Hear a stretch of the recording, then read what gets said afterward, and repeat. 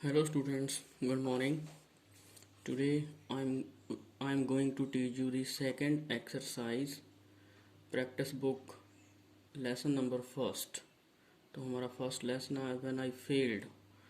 तो इस बुक की सेकंड एक्सरसाइज है बेटा, वो हम शुरू करने जा रहे हैं। Joining the following sentences using A coordinating और सबऑर्डिनेटिंग कंजंक्शन एंड से whether its compound complex sentence. तो बेटा हम शुरू करने जा रहे हैं कि हम जो सेंटेंस हमें दिए गए हैं इस एक्सरसाइज में उन्हें हमने चेंज करना है कंपाउंड सेंटेंस में या कम्प्लेक्स सेंटेंस में। तो उससे पहले मैं चाहूँगा कि आपको थोड़ा सा बता दूँ कि सेंटेंस बनते कैसे हैं। सिंपल सेंटेंस किसे कहा जाता है, कंपाउंड सेंटेंस किसे कहा जाता है, और जो कम्प्लेक्स सेंटेंस है वो किसे कहा जाता है। पहले हम थोड़ी सी उसके बारे में नॉलेज ले लें, फिर हमें ये एक्सरसाइज करनी आसान रहेगी। देखो बेटा, सिंपल सेंटेंस क्या होता है, इसमें वन प्रेडिकेट और वन सब्जेक्ट होता है। ठीक है, सिंपल सेंटेंस में सिर्फ एक ही प्रेडिकेट और एक ही सब्जेक्ट होता है। जैसे एग्जाम्पल दी गई है जहाँ ही गोज टू स्कूल, ही जो इसका सब्जेक्ट है, गोज टू स्कूल इसका प्रेडिकेट है। ये सिंपल सेंटेंस है। जब भी आपको मान लो कोई भी किसी भी तरह का सेंटेंस दिया गया है, चाहे वो कम्प्लेक्स हो या आपको कंपाउंड सेंटेंस हो, और आपको बोल दिया जाए कि आपको इस सेंटेंस को सिंपल सेंटेंस में कन्वर्ट करना है, तो आप उस बात को, उस सेंटेंस के मीनिंग को ऐसे चेंज करोगे कि उसमें एक सब्जेक्ट आए और एक ही प्रेडिकेट आए। अंडरस्टैंड। मान लो आपको कम्प्लेक्स सेंटेंस देके बोल दिया, जहाँ जो आपकी एक्सरसाइज है उसमें भी कम्प्लेक्स सेंटेंस दिया गया है और आपको बोला गया कि इसको इस सेंटेंस में कन्वर्ट करो, तो आप क्या करोगे, उस सेंटेंस के मीनिंग को समझ के ऐसे बनाओगे उस सेंटेंस को कि उसका एक ही सब्जेक्ट बने, एक ही प्रेडिकेट। अब सब्जेक्ट का क्या होता है, कोई ना कोई नाम होता है, जहाँ कोई प्रनाउन होता है। वो कोई किसी भी सेंटेंस का जो सब्जेक्ट होता है, कोई ना कोई नाम या कोई ना कोई प्रनाउन होता है, और उसके बारे में जो बात की जाएगी वो उसे प्रेडिकेट बोला जाता है। ठीक है, अंडरस्टैंड।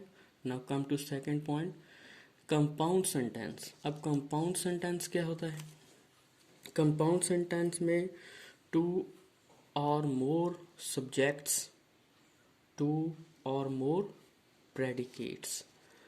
तो आपका जो सेंटेंस है कंपाउंड, उसमें दो या दो से ज़्यादा सब्जेक्ट हो सकते हैं, या दो या दो से ज़्यादा प्रेडिकेट हो सकते हैं, और ये जॉइंट होंगे विद एनी कंजंक्शन। तो ये किसी न किसी कंजंक्शन के साथ जुड़े होंगे। तो पहली जैसे एग्जांपल है इसकी, I went home so I could get some sleep. ठीक है, अब देखो इसमें एक लिंक वर्ड लगा है सो, कंजंक्शन, जिसे मैंने सर्कल किया है। उसके आगे देख लो एक सेंटेंस है, उसके पीछे देखो एक सेंटेंस है, यानी दो सेंटेंस हैं ये। पहले सेंटेंस में आई सब्जेक्ट है, ठीक है, first subject I. Went home ये इसका प्रेडिकेट है। अब दूसरे सेंटेंस में देखो, आई सब्जेक्ट है, कैड कुड गेट सम स्लीप ये इसका प्रेडिकेट है।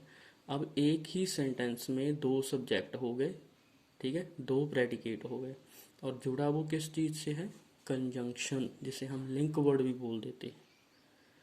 ठीक है, तो ये सेंटेंस ऐसे बनता है। अगर आपको बोल दिया जाए कि किसी सेंटेंस को कंपाउंड सेंटेंस में आप कन्वर्ट करो, तो आप दो सब्जेक्ट, दो प्रेडिकेट और एक लिंक वर्ड लगा के सेंटेंस को बनाओगे। नेक्स्ट है आपका कम्प्लेक्स सेंटेंस। कम्प्लेक्स सेंटेंस में क्या होता है, इंडिपेंडेंट क्लॉज और डिपेंडेंट क्लॉज, ये दोनों होती हैं। अब एग्जाम्पल देखो इसकी, we meet people who could speak English. ठीक है, तो इसमें देखो एक बेटा हु होता है, जब भी आप कम्प्लेक्स सेंटेंस की बात करोगे उसमें कोई ना कोई लिंक वर्ड जरूर आएगा। वो लिंक वर्ड WH वर्ड हो सकता है, WH वर्ड जैसे who, what, when, where, whose, why और हाउ। ठीक है, ये वर्ड हो सकते हैं। तो इन वर्ड के साथ डिपेंडेंट और इंडिपेंडेंट क्लॉज जुड़ी होती हैं। अब इंडिपेंडेंट क्लॉज क्या है? अगर आप पहले सेंटेंस को पढ़ोगे, वी मीट पीपल, अगर आप इसका मीनिंग निकालो तो पूरा मीनिंग निकलेगा कि हम लोगों को मिले। ठीक है, इसका एक प्रॉपर मीनिंग है, हमें अच्छी तरह से समझ आ रहा है कि क्या कहना चाहता है। इसीलिए ये इंडिपेंडेंट क्लॉज है जिसका मीनिंग आपको पूरी तरह क्लियर हो गया।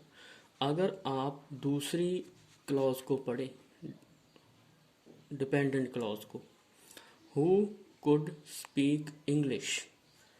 ठीक है, आगे का सेंटेंस छोड़ दो जी, जो डिपेंडेंट क्लॉज है अगर हम उसे हटा के दूसरे सेंटेंस को पढ़ें, डिपेंडेंट क्लॉज को पढ़ें, who could speak English, who could speak English, पूरा मीनिंग आपको समझ में नहीं आएगा इसका। तो जी इसका मीनिंग है जो फर्स्ट क्लॉज पे डिपेंड है, इंडिपेंडेंट क्लॉज पे इसका मीनिंग आपको समझना है तो आपको इंडिपेंडेंट क्लॉज इसके साथ पढ़नी पड़ेगी। यानी इसका meaning dependent clause independent clause पे डिपेंड है, और ये दोनों क्लॉज किसी न किसी लिंक वर्ड से जुड़ी होंगी। ठीक है, वो लिंक वर्ड कोई WH वर्ड, जहाँ दैट, आल्दो, लेस, इफ, कुछ भी हो सकता है। Okay, now we are moving to our exercise. देखते हैं अब एक्सरसाइज को। देखो, जहाँ पहला सेंटेंस है यू प्रैक्टिस, जहाँ तक एक सेंटेंस है फुल स्टॉप लगाया गया है, you will not get any better at football.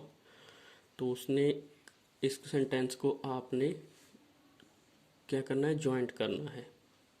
ठीक है, unless you practice comma you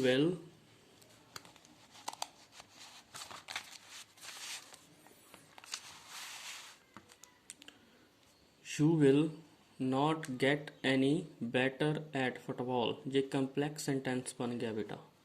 ठीक है, अनलेस इसका लिंक वर्ड है, लिंक वर्ड आगे भी आ सकता है कम्प्लेक्स सेंटेंस में, ये समझ लेना। दूसरा है I cannot study everything at once, I will focus on the important concept. I इसका आंसर है I cannot study everything at once, so I will focus on the important concepts. तो आप देखो बेटा, इसमें दो प्रेडिकेट हैं, दो ही